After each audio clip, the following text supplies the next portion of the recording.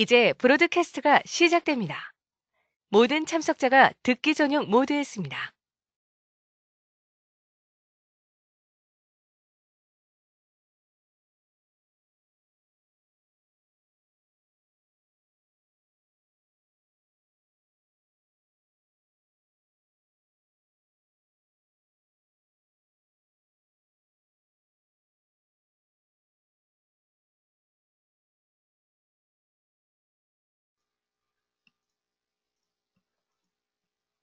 네, 안녕하십니까. 저는 한국 알테어 사업개발팀의 이승훈이라고 합니다.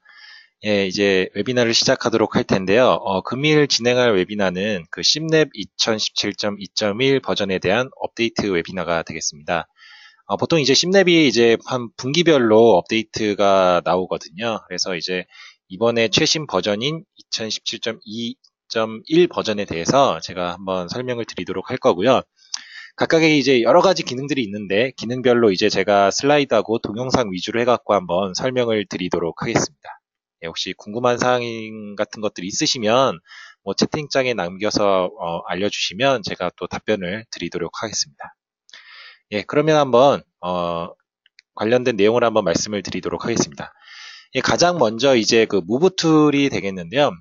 무브 툴 같은 경우에는 이제 그 심랩에서는 별도로 이제 파트 단위별로 바디라고 하는데 이제 바디 단위별로 이제 이동하는 그런 무브 툴이 이제 지원을 했었습니다. 근데 이제 2017.2.1 버전에서는 이제 이거를 이제 요소의 노드가 같은 그런 내용들, 그러니까 뭐 예를 들어서 하이퍼메시의 뭐 퀄러티 인덱스의 노드를 이동하는 것처럼 이제 솔리드의 노드 이런 것들도 이동할 수 있게끔 지원을 하고 있습니다. 제가 한번 동영상을 한번 보시죠. 예, 뭐 예를 들어서 사용자가 다음과 같이 이렇게 그 요소 품질이 나쁜 부분을 찾았다. 예, 찾았습니다. 다음과 같이 이렇게 색깔로 표시가 되거든요. 예, 이렇게 주황색으로 표시가 되죠. 근데 기존에 써왔던 무브 툴 같은 경우에는 이제 바디만 움직였었는데 이렇게 노드 셀렉터로 하게 되면은 다음과 같은 형태로 이제 그 노드를 이동을 할 수가 있게 됩니다. 그래서 사용자가 인터랙티브하게 이제 뭔가 요소를 수정한다든지 이럴 때 굉장히 유용한 기능 중에 하나라고 보시면 되겠습니다. 그리고 이제 임포트 관련된 내용이 되겠는데요. 다음으로는 이제 그 크게 이제 그 심랩에서는 이제 캐드가 깨지지 않는 다이렉트 임포트를 지원을 하고 있는데 그게 다이렉트 임포트라는 기능 자체가 단순히 캐드가 깨지는 것뿐만 아니라 그 캐드에서 만들었던 어떤 그 파라미터 정보들 이런 것까지 이제 가져올 수가 있거든요. 그래서 이제 크레오 이슈는 뭐였냐면은 크레오는 이제 지난번에는 이제 그 어셈블리 단위 구조에서 이게 리제너레이트라는 기능이라고 해갖고 이제 그 치수를 바꿔주는 심랩 내에서 치수를 바꿔주는 기능이 있는데 그게 좀 약간 문제가 있었는데 그 부분을 이제 수정을 했고요. 그리고 이제 카티아 같은 경우에는요. 이제 그 카티아에서 정의한 그 푸블리케이션이라고 하는 이게 저도 정확히는 잘 모르겠으나 이게 그 어떤 페이스 셋과 같은 거라고 하더라고요. 그래서 이런 것들을 심랩으로 가져와서 사용할 수 있게끔 그리고 카티아 같은 경우 보통 이제 다이렉트 임포트라고 하게 되면 크레오, 유지, 카티아를 말하는데 그거를 지원을 하고 있는데 크레오랑 유지 같은 경우에는 해당 프로그램이 이제 그 설치가 되어 있어야 됩니다. 그 캐드 프로그램이. 근데 카티아 같은 경우에는 이제 그런 거 필요 없이 깨끗하게 캐드 에러 없이 불러들일 수도 있고 사용하는 그 어떤 그 카티아 프로그램 없이도 그 푸블리케이션이라고 하는 그 카티아에서 사용한 정의한 그런 내용들도 이제 가져올 수 있다라는 내용이 되겠습니다. 뭐 어찌됐든 요점은 이제 그 카티아 그 캐드 프로그램에서 정의한 어떤 파라미터 정보들을 심랩으로 가져올 수 있다라는 내용이 되겠습니다. 그리고 이제 그 캐드 같은 경우에는 이제 카티아 R26 버전까지 이제 지원을 한다라는 내용이 되겠고요.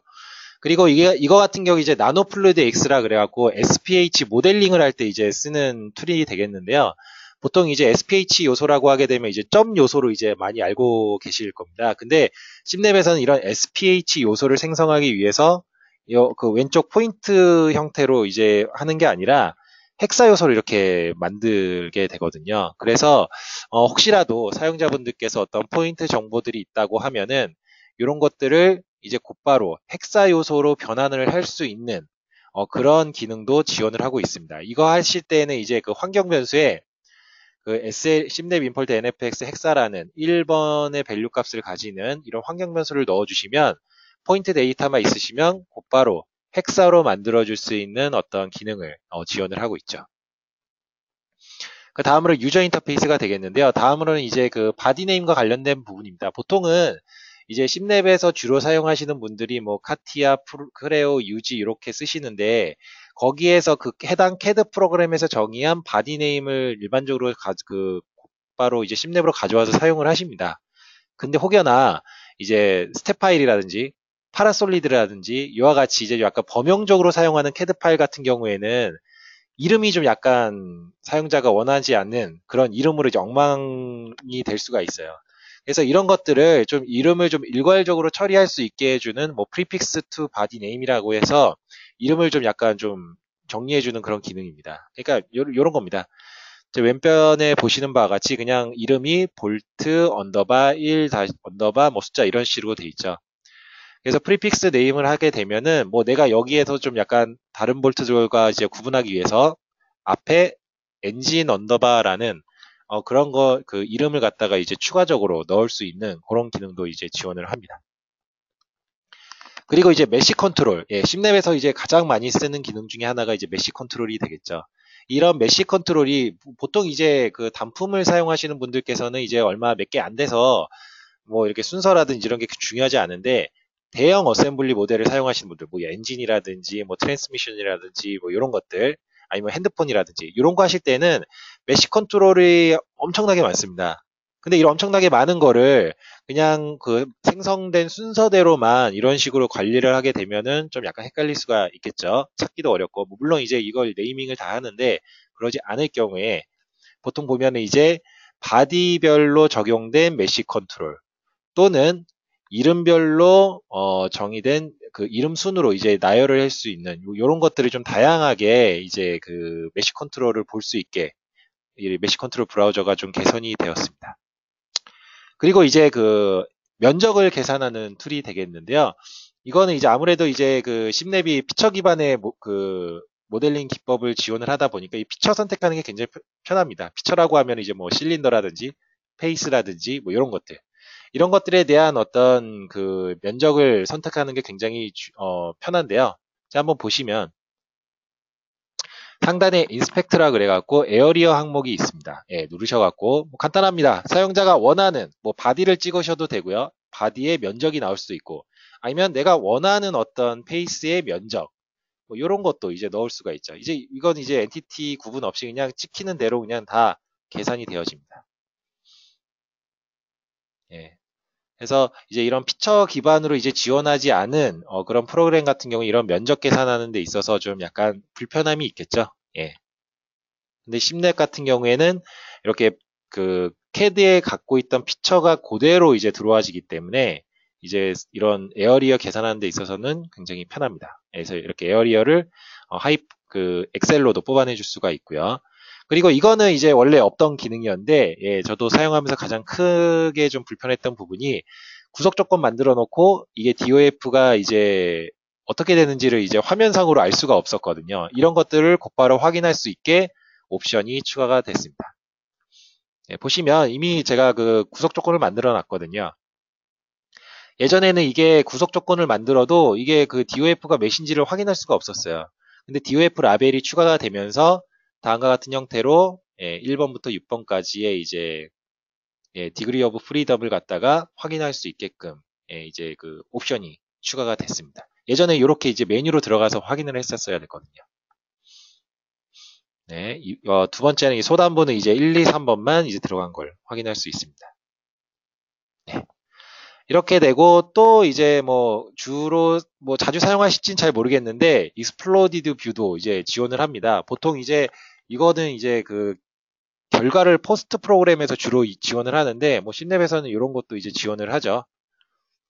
메시긴 하지만 해석되기 전 단계의 메시 모델이긴 하지만 이런 것들을 이제 곧바로 이제 그 익스플로디드 뷰를 통해 갖고 뭐 혹시라도 이제 내부를 좀 확인하고자 할 때 편리하겠죠. 사용자가 임의적으로 막 이동할 필요 없이 뭐 하이드를 한다든지 이런 거 필요 없이 곧바로 확인할 수 있는 그런 장점도 있습니다. 그리고 리디스플레이 모델인데요. 이거는 이제 기존에 사용하셨던 분들의 이게 요청으로 이제 들어간 기능인데, 예전에 이런 겁니다. 예를 들어서 파트가 한 10개가 있는데 10개 중에 하나만 이제 디스플레이를 했어요. 이렇게 그림과 같이. 근데 이거를 리디스플레이를 하게 되면은 이게 스케일링이 픽뷰로 이렇게 확 바뀌면서 이런 좀 약간 사용자가 나는 이 뷰를 갖다가 계속 유지를 하고 싶은데 이게 그냥 전체 픽뷰가 돼 버리다 보니까 또 다시 이제 확대를 해서 찾아야 되는 이런 상황이 발생했거든요. 근데 이제 리디스플레이 모델 같은 경우에는 이제 해당 버전에서는 리디스플레이 모델로 눌러도 이제 별도로 픽뷰가 되지 않고 예전에 이렇게 픽뷰가 됐었거든요. 예, 이렇게 됐었는데 그냥 해당되는 스케일링으로 유지되게끔 예, 변경이 됐습니다.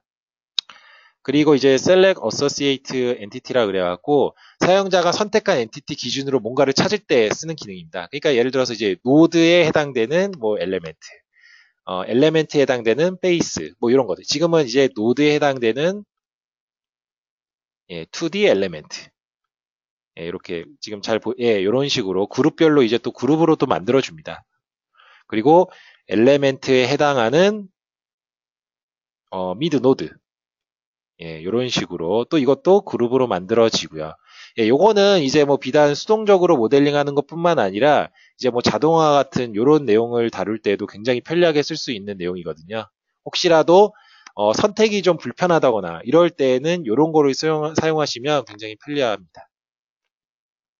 그리고 이제 예전에는 이제 심내비 좀 약간 취약했던 부분이 이제 하중의 크기별로 벡터가 이제 표현이 안 됐었는데 이제는 이제 지원을 한다라는 거.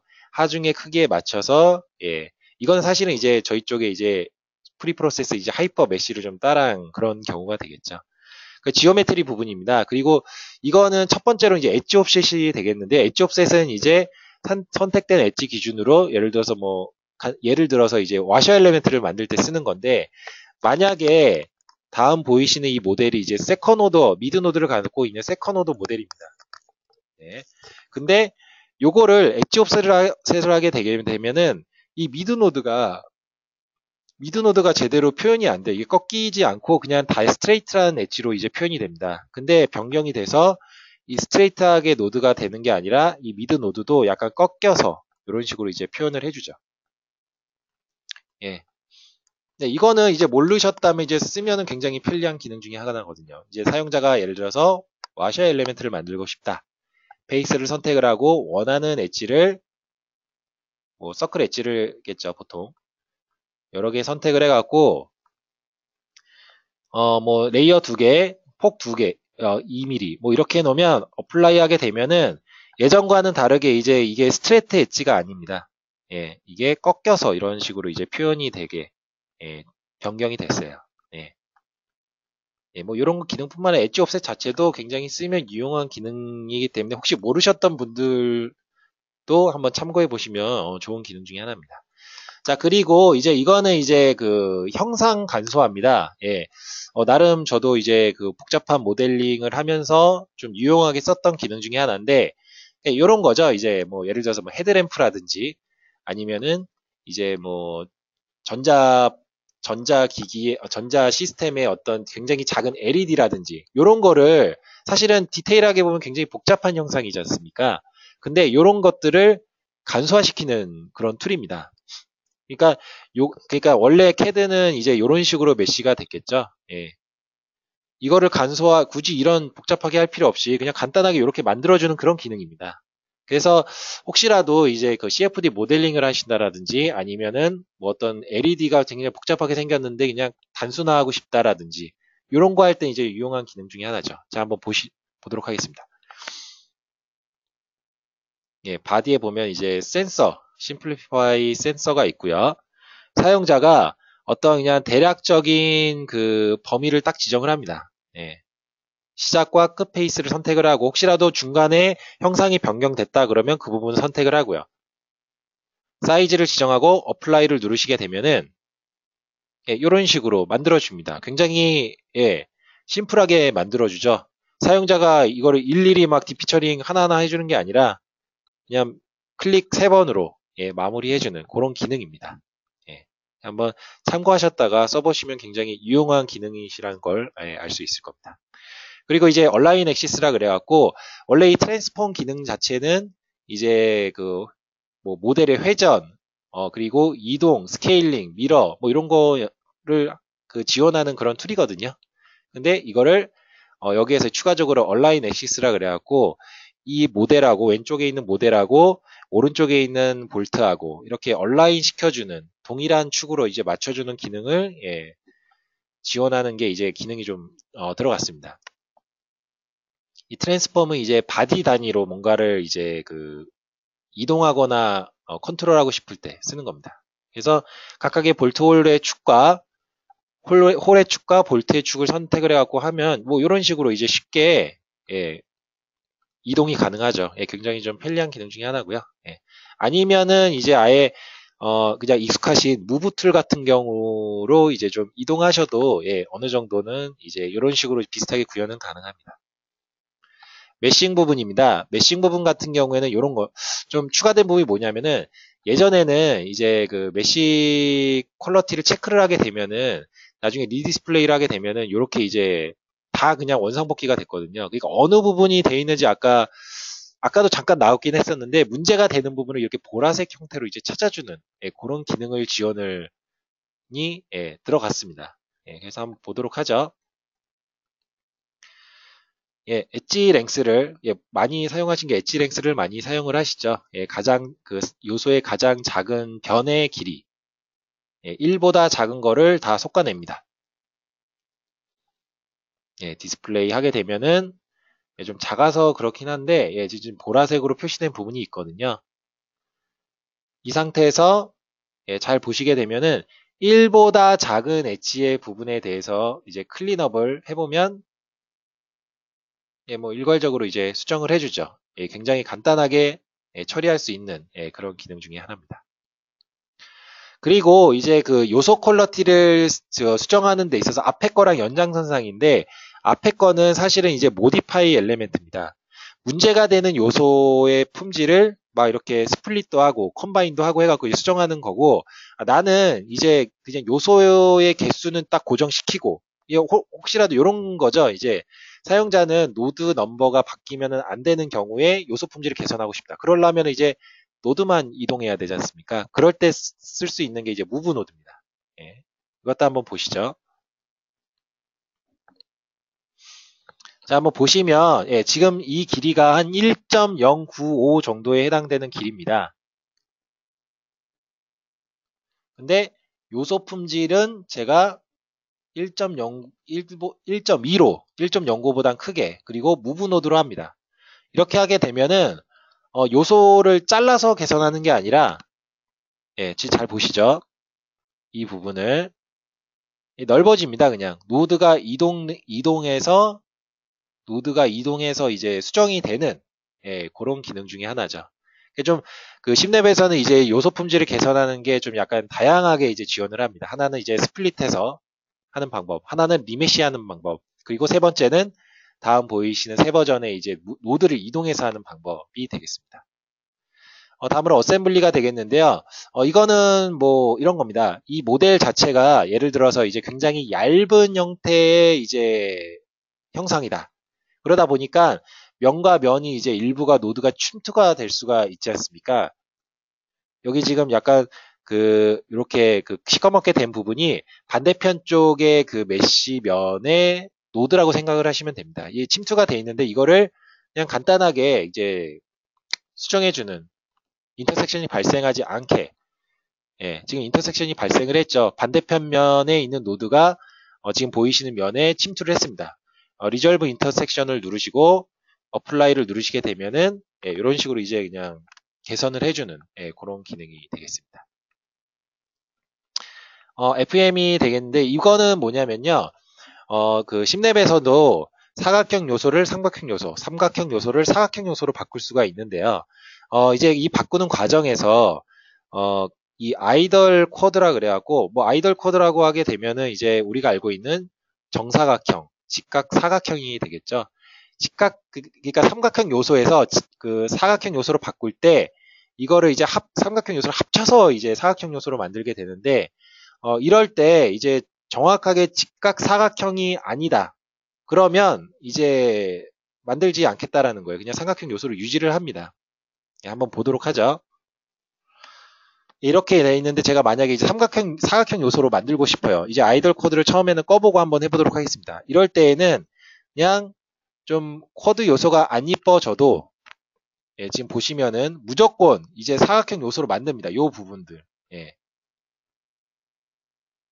예, 요런 부분들이 만들어지죠. 근데 아이돌 코드로 하게 되면은 요렇게 이제 정확하게 직각사각형만 표현할 수 있는 삼각형 요소들만 합쳐서 사각형 요소를 만듭니다. 예, 요런 거죠.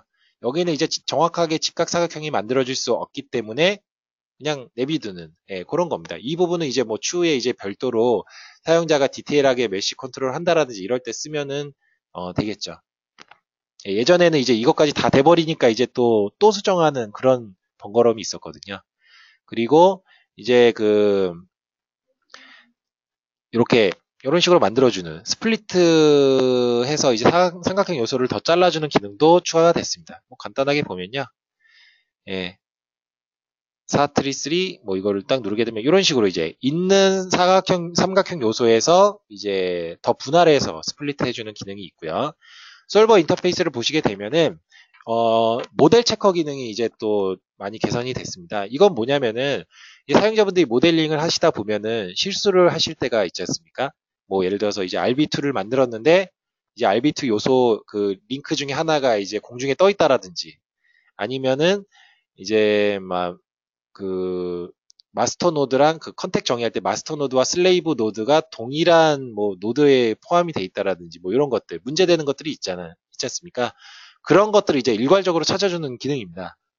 그래서 이런 식으로 이제 띄워놓고 모델을 띄워놓고 체크만 누르시게 되면 문제되는 것들을 다 찾아주는 예, 그런 기능을 지원을 하고 있습니다. 그리고 예, 보시게 되면 이제 클린업이라 그래갖고 클린업 누르시게 되면은 웬만해서 이제 수작업으로 할 수 없는 것들 빼고는 이제 다 수작업 개선을 해주죠. 그리고 이제 그 포스트와 관련된 부분입니다. 뭐 잘 모르시는 분들도 계시겠지만 이제 그 심랩은 그 모델링뿐만 아니라 그 포스트 기능도 지원을 하고 있어요. 뭐 물론 저희 쪽에 갖고 있는 하이퍼 뷰보다는 좀 약간 기능적으로는 좀 약간 딸립니다. 근데 일부 기능에 대해서는 굉장히 좀 편리하게 쓸 수 있는 기능들이 좀 몇 개가 있어요. 뭐 엔진 쪽이라고 하게 되면 이제 보호 변형이라든지 뭐 밸브 시트 변형 뭐 이런 것들을 할 수 있고요. 또 한 가지가 이제 프리커시 리스폰스 요겁니다.